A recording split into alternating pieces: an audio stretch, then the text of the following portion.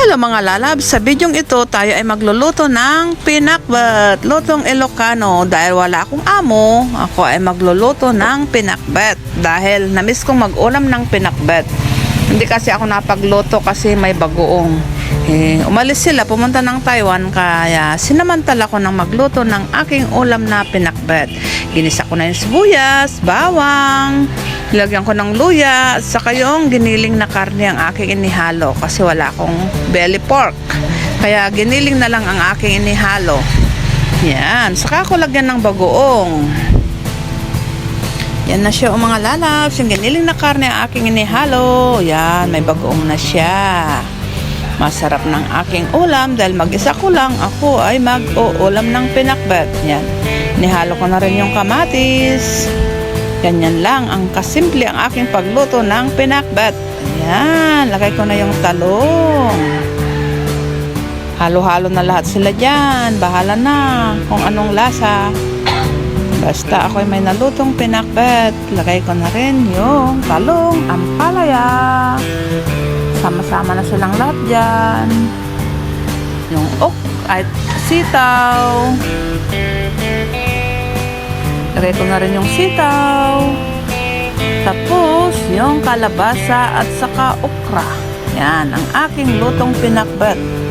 Pwede na yan.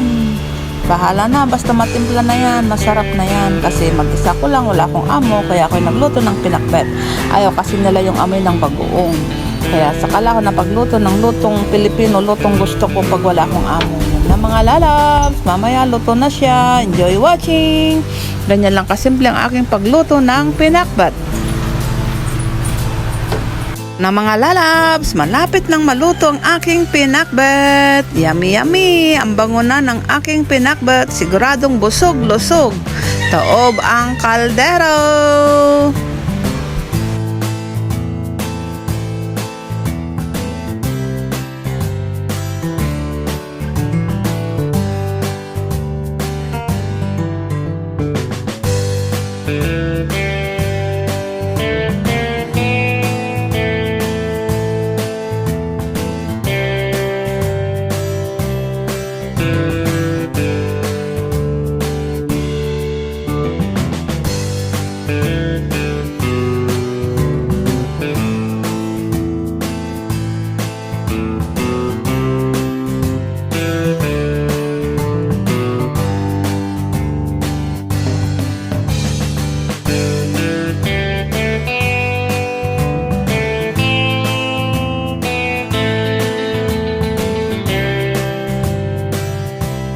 Naluto na mga lalabs ang aking pinakbet. Sige na, kuha lang kayo. Magsandok na kayo mga lalabs. Yummy yummy, ang dami.